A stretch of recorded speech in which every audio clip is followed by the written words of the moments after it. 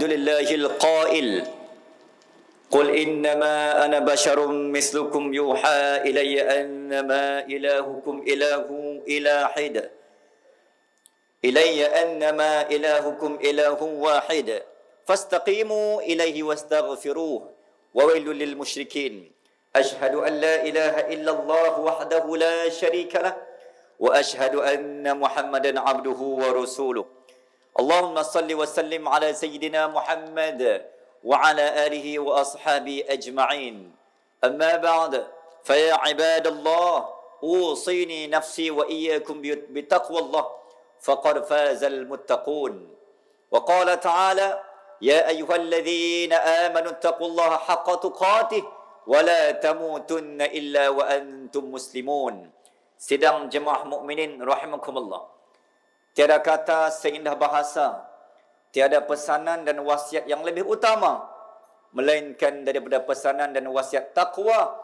Maka mimbar tidak akan pernah jemu dan bosan untuk menyuruh dan mengajak sekalian umat yang memegang title dan jawatan sebagai hamba Allah dan umat Rasulullah sallallahu alaihi wasallam untuk sama-sama menambahkan nilai takwa ke dalam diri dengan sama-sama menghitung diri, mengajar dan mendidik diri untuk menunaikan segala titah perintah Allah dan juga memujuk dan mendidik diri untuk meninggalkan apa jua larangan Allah Azza wa Jal walaupun berat untuk ditinggal, dan juga bukan hanya meninggal apa yang dilarang, bukan hanya yang menunai apa yang disuruh, namun juga takwa itu adalah berkisar tentang menyukai tentang apa yang Allah suka dan mencintai apa jua yang Allah cinta.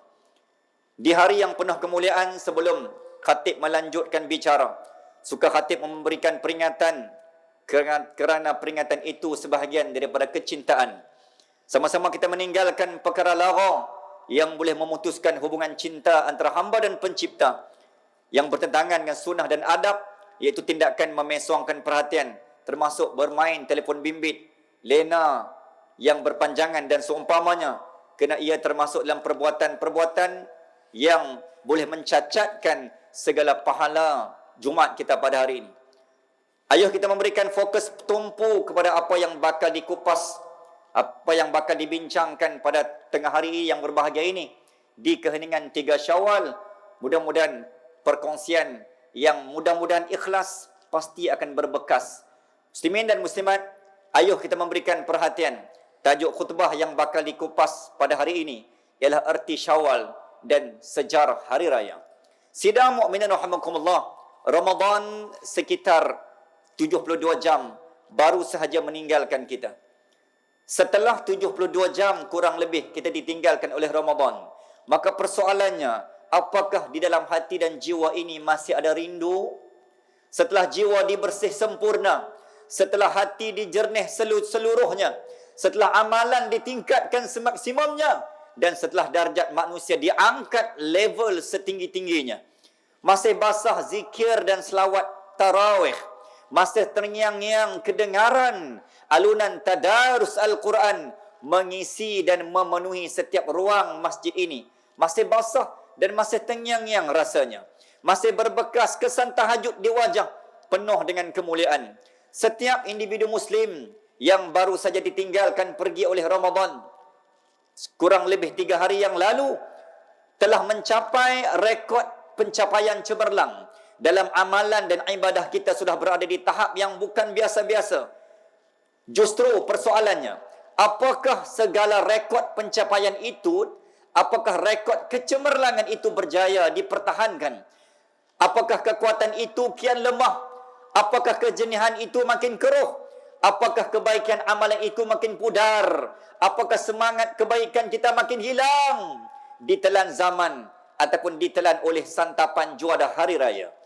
Atau hilang, atau kemanisan ibadah itu makin tawar? Tepuk dada, tanya iman. Ayo saudaraku sekalian, pendayung sudah di tangan, perahu sudah di air. Ayo sama-sama kita menggembeling tenaga dan usaha. Bagaimana tuan-tuan dan bagaimana saya menggemblingkan tenaga dan keringat untuk bersengkang mata, meninggalkan lena, meninggalkan rehat, meninggalkan makan pada sebulan yang lalu, maka jua pada 11 bulan yang mendatang. Ayuh kita mengekalkan momentum kecemerlangan pada sebulan yang lalu untuk meneruskan kebaikan dan amalan yang telah tuan-tuan mulakan pada sebulan yang lalu. Tuan-tuan, cabaran sebenar adalah untuk mengekalkan rentak cemerlang yang pernah kita bina cipta sepanjang Ramadan yang lalu. Masjid terus diimarahkan, solat jemaah terus dipenuhkan, Al-Quran terus dibacakan, sedekah terus disemarakkan. Itulah pesanan dan wasiat berharga yang datang daripada Ramadan untuk 11 bulan yang sedang mendatang. Wahai tetamu Allah yang sedang meraihkan kemenangan Syawal, Allah menyebut dalam Al-Quran, Bismillahirrahmanirrahim, Alladhi khalaqal maut wal hayah liyabluwakum ayyukum ahsanu amala. Aku ciptakan kematian, aku ciptakan kehidupan, aku ciptakan ujian, aku ciptakan nikmat, aku ciptakan azab, aku ciptakan kenyang, aku ciptakan lapar, aku ciptakan berani, aku ciptakan takut, kata Allah Azza wa Jal. Tidak lain dan tidak bukan untuk aku menguji dalam kalangan kalian, siapakah dalam kalangan kita yang paling tulus rindunya? Siapakah yang paling ikhlas amalannya? Siapakah yang paling berbekas Ramadannya? Maka 11 bulan bermula Syawal ini, sehinggalah bertemu Ramadan yang akan datang, kita sedang merempuh dan menempuh ujian sebenar. Apakah mampu kita mengekalkan title? Apakah kita mampu mengekalkan upgrade pahala yang telah diangkat? Ketika Allah upgrade pahala dan darjat, jangan cuba sesekali mendowngrade dan pahala serta level kita untuk 11 bulan yang mendatang. Sidang mukminin rahimakumullah, setelah sekian lama kita meraihkan hari raya saban tahun, maka khatib ingin mengajak sekalian yang hadir untuk sama-sama mendengar dan menghayati serta mencermati, menekuni akan sirah dan sejarah bagaimana sebenarnya hari raya bermula. Dari mana titik mula tercipta dan terbinanya sejarah hari raya? Siapa orang pertama yang meraihkan hari raya? Dan apa falsafah, hikmah dan tujuan Allah mencipta hari raya dalam kehidupan manusia? Pertama, arti Syawal. Imam Ibn Rajab Al-Hambali dalam kitabnya Lataiful Ma'arif mengatakan bahawa Syawal itu berasal dari perkataan syala yang bermaksud melonjak atau terangkat. Maka ulama mentafsirkan syala itu bermaksud setiap perbuatan yang telah dilalui, yang telah dilakukan oleh umat muslimin dalam sebulan yang lalu, setelah menyebabkan amalan, kebaikan, pahala kamu diangkat dan dilonjak oleh Allah Azza wa Jal daripada serendah-rendah level, serendah-rendah tahap kepada setinggi-tinggi darjat. Daripada sunat menjadi fardu, fardu digandakan 70 kali ganda. Kalau 11 bulan yang lalu kita sangat dekat dengan neraka, kita sangat jauh dengan syurga. Namun sebulan yang lalu Allah telah mendekat dan merapat, jarak dan distance between us and the heaven. Jarak kita dirapat dan didekat oleh Allah kepada syurga pada sebulan yang lalu. Maka kita telah melalui satu proses lonjakan darjat, lonjakan pahala, lonjakan amalan, lonjakan position kedudukan kita di sisi Allah, dan lonjakan kedudukan kita di sisi syurga sangat rapat, sangat dekat dan sangat erat. Maka ulama mentafsirkan bahawa Syawal itu bagaimana how we upgrade our position and situation between Allah, between our and heaven. Bagaimana kita melonjak dan mengangkat jarak dan kedudukan kita daripada jauh kepada dekat, daripada malas kepada rajin. Maka itulah yang dikatakan syala, Syawal, lonjakan pahala dan lonjakan darjat umat kepada syurga dan Allah Azza wa Jal. Satu. Keduanya, sejarah hari raya. Ketika Nabi Muhammad SAW memulakan langkahan pertama dalam peristiwa hijrah, disebut dalam kitab Sirah Nabawiyah.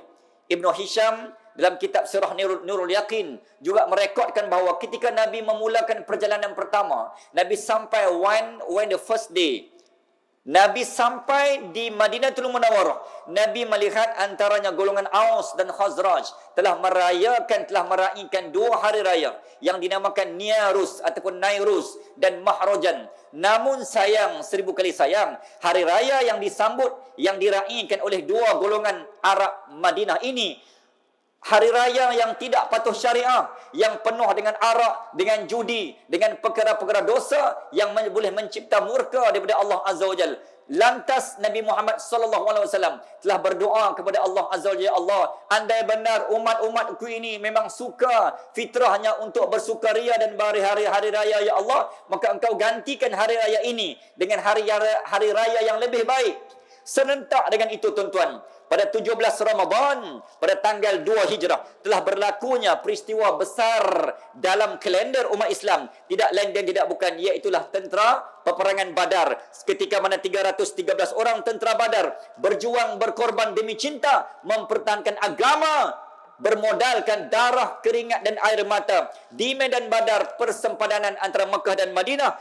Walaupun hanya bersenjatakan kurang lebih 2 ekor kuda dan 70 ekor unta berbanding 700 ekor unta di pihak Quraisy, bertemulah pertempuran pertama. The first war, peperangan pertama berlaku dalam sejarah umat Islam, dalam keadaan umat Islam berlapar, dalam umat Islam tiada makanan, mengikat perut hampir 14 jam, merempuh dan menempuh suhu panas Madinah sekitar 45 hingga 50 darjah Celsius. Ketika itu di keheningan 17 Ramadan, perang berlaku dengan penuh perasaan, kecintaan, pengorbanan, perjuangan untuk mempertahankan agama. Andai kala gugurnya Islam di bumi Medan, di medan Badar, maka Islam tidak akan disembah, Allah tidak akan disembah buat selama-lamanya.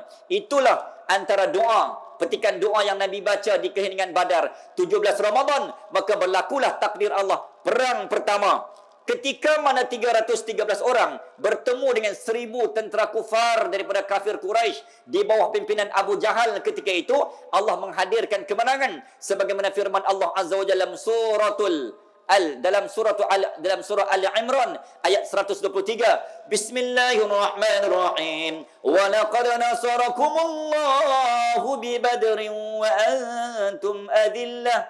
Ketika Allah mentakdirkan, Allah mencipta, Allah memberikan kemenangan kerana umat Islam berperang dengan penuh ketulusan, keikhlasan, tanpa mengira bilangan pejuang yang ada.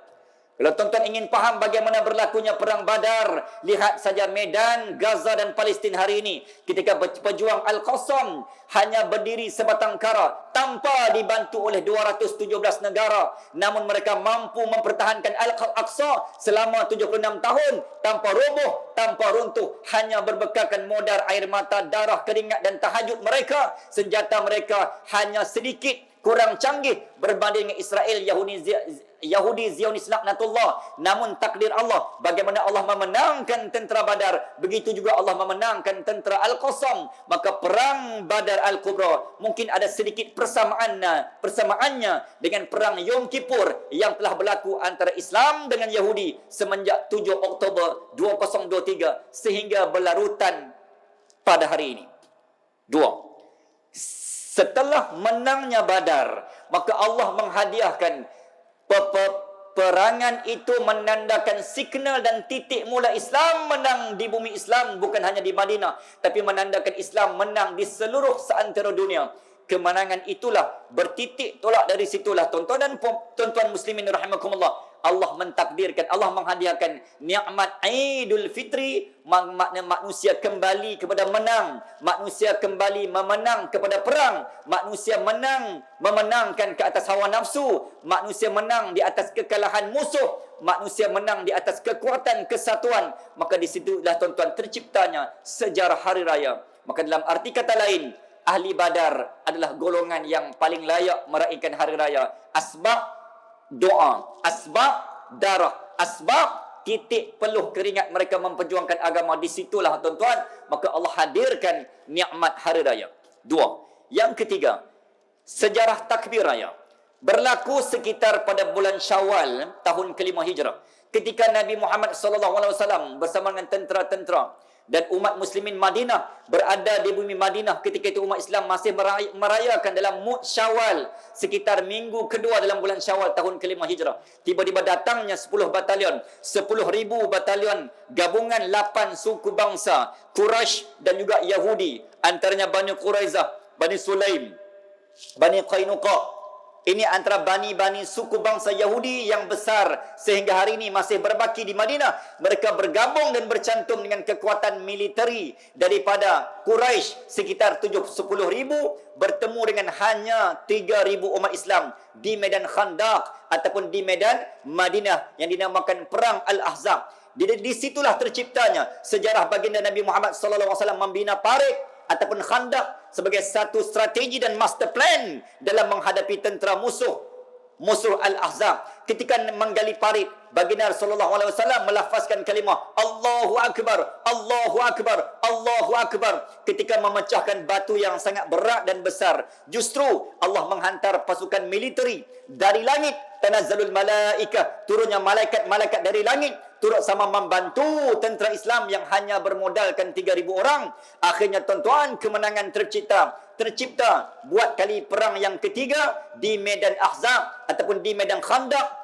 Ketika itu akhirnya Allah menghantar ribut pasir, meranak dan menjahanamkan seluruh kekuatan musuh.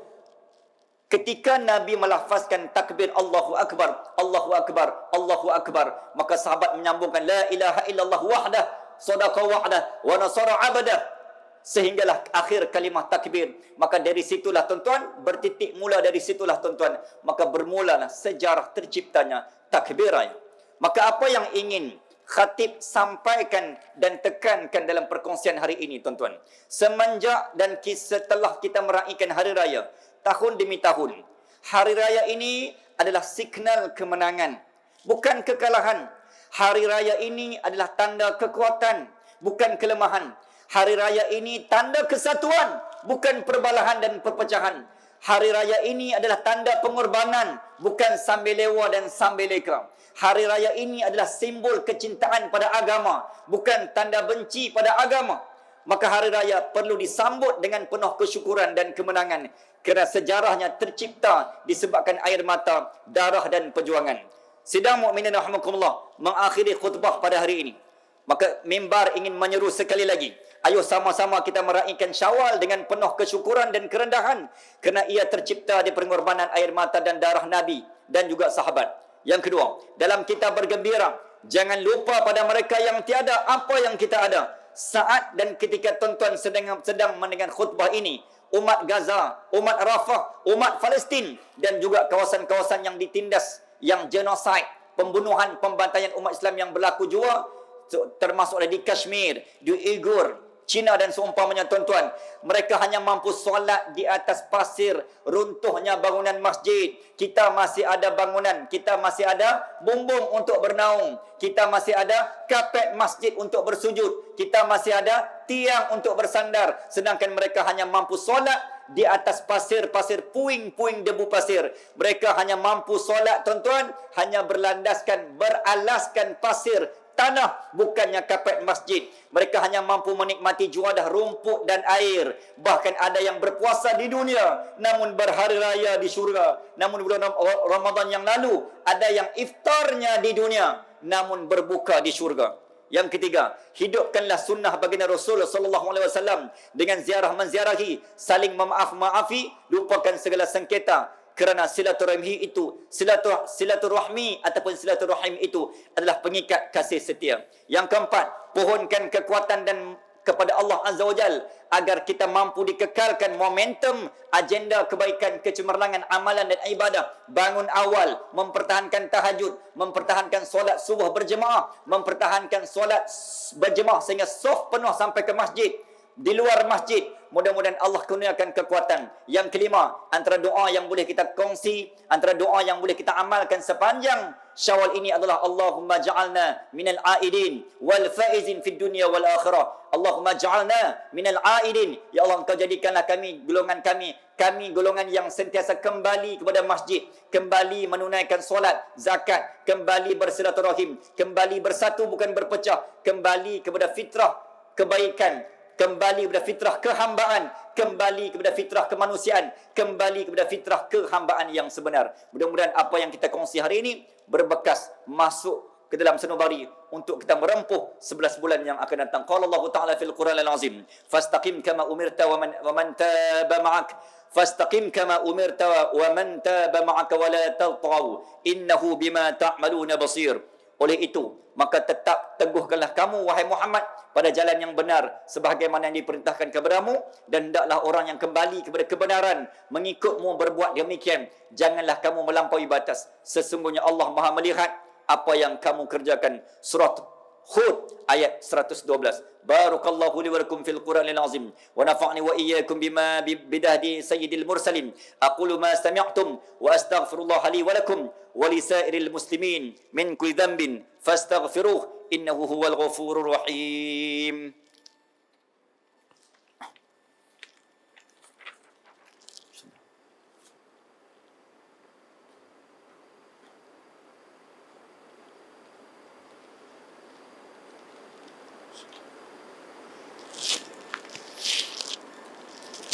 Alhamdulillah.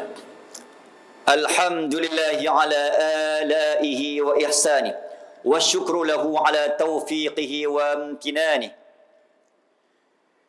Wa ashhadu an la ilaha illallah wahdahu la syarika lah ta'ziman li sya'ni. Wa ashhadu anna Muhammadan abduhu wa rasuluh da'iyan ila ridwani. Sallallahu wasallam ala sayyidina Muhammad wa ala alihi wa sahbihi adada khalqih wa ridha nafsih wa zinata arshih wa midada kalimatih.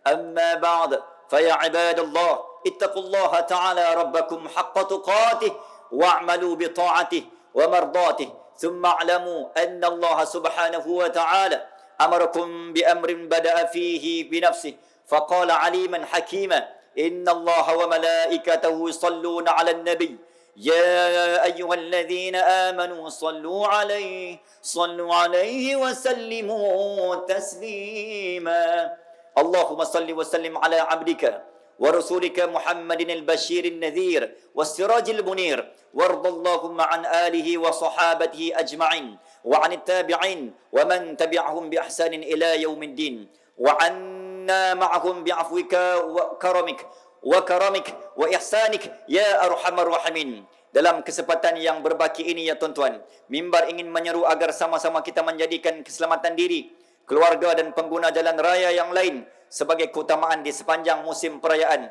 terutamanya pada Aidil Fitri yang kita sedang raikan ini. Menjaga keselamatan jalan raya juga adalah usaha untuk maqasid syariah, adalah tuntutan daripada Allah Azza wa Jalla, di samping meraihkan hari raya dengan penuh kemenangan dan kegembiraan. Justru kita mestilah berusaha dengan pelbagai cara untuk mengurangkan risiko dan mencegah daripada berlakunya kemenangan jalan raya. Seperti mana Allah Subhanahu wa taala berfirman dalam suratul Furqan ayat 63 yang bermaksud, dan hamba-hamba Allah wa ibadur rahmanil ladzina yamshuna 'alal ardh fil dihauna, dan hamba-hamba Allah yang ar-Rahman itu ialah mereka yang berjalan di bumi dengan sopan santun. Apabila orang-orang yang berkelakuan kurang adab, hadapkan kata-kata mereka. Mereka menjawab dengan perkataan yang selamat dari perkara yang tidak diingini.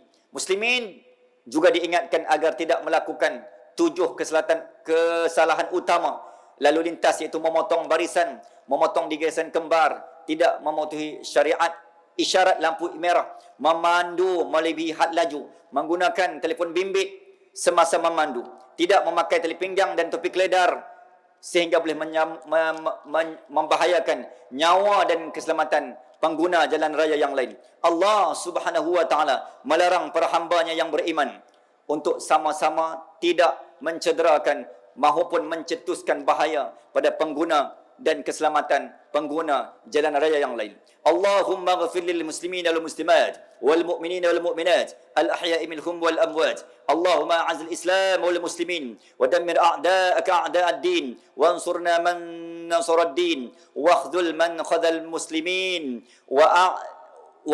wa'li kalimata ila yaumiddin. Allahumma ansur ikhwanana minal muslimin wal mujahidin wal mustad'afin fi Palestin wa fi kulli makan. Allahumma thabbit imanahum wa anzil as-sakinah fi qulubihim wa wahhid sufufahum. Allahumma wafiqhum lima fihi 'izzuddin wa nasru syari'atik. Allahumma ja'alhum hudatan muhtadin salihin muslihin washmalillahumma bi'inayatika wa taufiqika ala sahibil jalalah. Kebawah duli yang maha mulia Seri Paduka Baginda Yang di-Pertuan Agong Sultan Ibrahim, dan kebawah duli yang maha mulia Seri Paduka Baginda Raja Permaisuri Agung Raja Zaria Sofia, wa kadzalika sahibil fakhamah, tuan yang terutama Tun Datuk Seri Utama Ahmad Fuzi bin Haji Abdul Razak yang di Pertuan Negeri Pulau Pinang.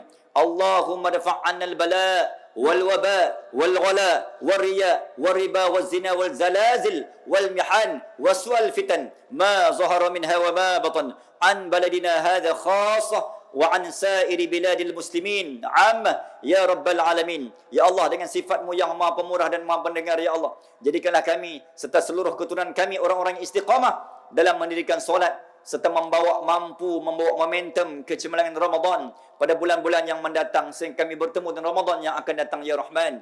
Jadikanlah kami seluruh keturunan kami, ya Allah, mampu menunaikan seluruh fardu yang Engkau fardukan, yang Engkau taklifkan ke atas bahu kami, termasuk mengeluarkan zakat dan melaksanakan wakaf melalui agensi milik penuh Majlis Agama Islam Negeri Pulau Pinang dan Zakat Pulau Pinang, Wakaf Pulau Pinang.